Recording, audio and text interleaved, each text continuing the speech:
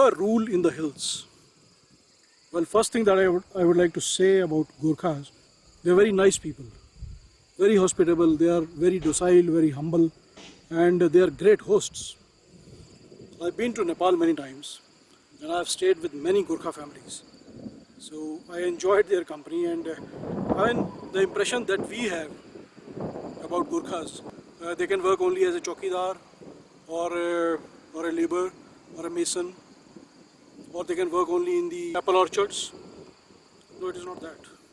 You go to Nepal and see their hospitality, how humble they are, the way they address each other, the way they talk to each other, and the way they talk to the strangers. But here we are going to talk about Gurkha rule in the hills. So they were not the rulers, they were the invaders. They were the rulers of Nepal, but apart from that, wherever they went, they invaded. First they invaded Sikkim, and then in order to expand their dynasty, they started invading to the Indian Western Himalayas. They invaded Kumaon, then Garhwal. Kumaon and Garhwal collectively today they are called Uttarakhand. And after Garhwal they entered Himachal Pradesh and Punjab hill states, and they had gone as far as Dharamshala and captured Kangra Fort.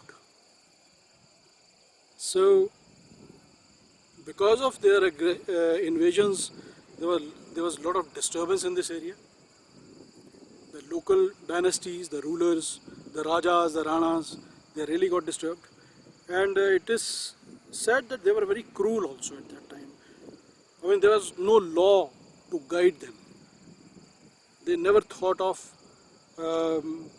others' benefits. They were busy just in their own luxury.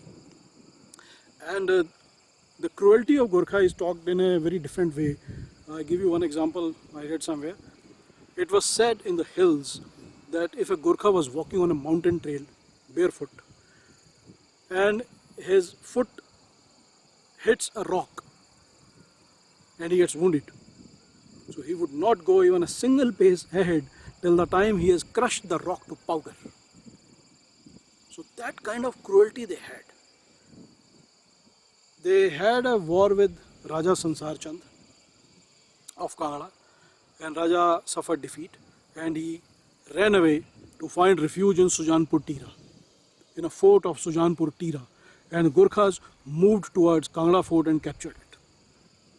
Now from Sujanpur Tira, Raja Sansar Chand sent a message to Maharaja Ranji Singh and asked for help. So initially Maharaja Ranjit Singh refused. He said he didn't show any interest, but later on when he realized that Gurkhas are going to head towards Kashmir also, he agreed to help, but on a cost of Kangra fort. So Raja Sansar Chand agreed to that. He said, okay, as a price of your assistance, we will give you Kangra, but please save us from these Gurkhas.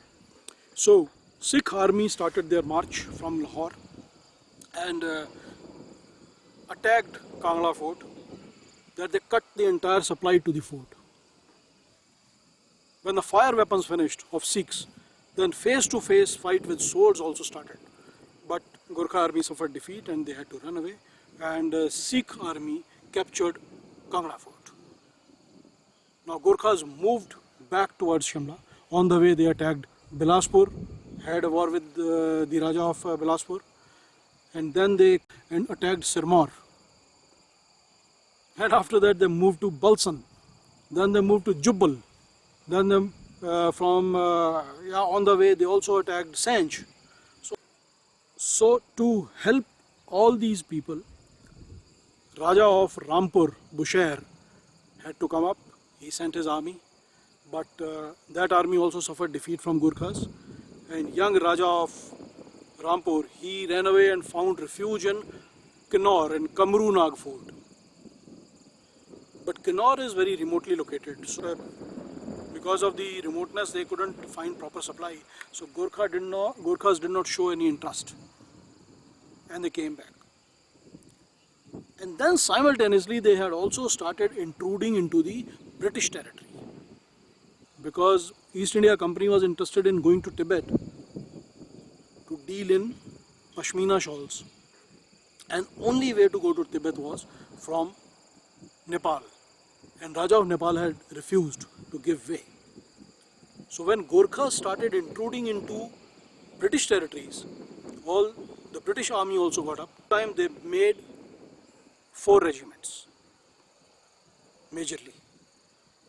One was set up at Dinapur in Bihar, other one in Varanasi, third one in Paonta Sahib or somewhere between Paonta Sahib and Dehradun, and fourth one in Ludhiana in Punjab. So all these 4 armies parallel to Himalaya, they attacked Himalaya and attacked Gurkhas, but final battle was fought near Shimla. There's a place called Malon or Melon. Their one leader, Bhakti Thapa, was killed and Amar Singh Thapa surrendered. Now, General David Ochterlony, who was a leader of the British Army, he came up with the idea. He thought, what do we do if Gurkhas come back and start causing trouble again? So he came up with the idea to employ Gurkhas.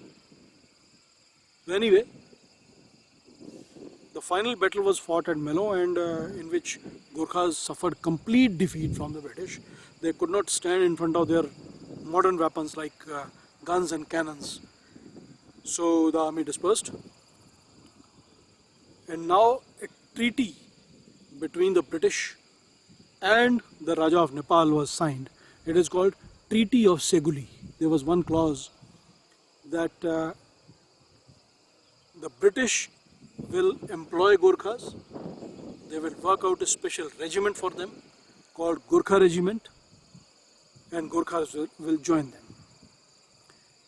So Gurkha Regiment that we have now, and it is there in British Army also and in Indian Army also. It was worked out then here. And that was the idea of General David Ochterlony, who ended Gurkha invasions in the hills. But anyway, we have great respect for them. They are very loyal, very humble, very host, as I have already said, and we salute their loyalty.